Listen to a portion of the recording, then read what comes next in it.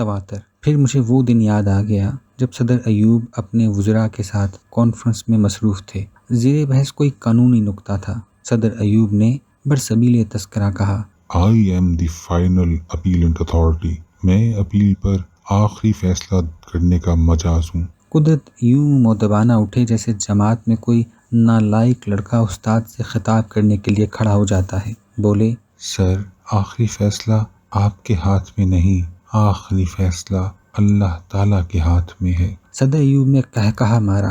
بولے، وہ تو امپلائڈ ہے، اسے ہر بار زبان پر لانے کی کیا ضرورت ہے؟ قدرت نے کہا، سر، اسے بار بار زبان پر لانے کی اشد ضرورت ہے۔ تواتر نہ ہو تو یہ حقیقت ذہن سے نکل جاتی ہے۔ میں سمجھا نہیں کہ اس سے کیا فرق پڑتا ہے۔ صدر نے کہا، سر، یقین جانیے اتنی سی بات ذہن میں رکھنے سے بہت فرق پڑتا ہے۔ خیر یہ تو سارا ہی جملہ معترضہ تھا۔ اصل بات تو یہ تھی جب آپ حج پر جائیں تو اپنے ساتھ ایک کینچی ضرور لے جائیں، ورنہ آپ کا بھی وہی حشر ہوگا جو میرا ہوا تھا۔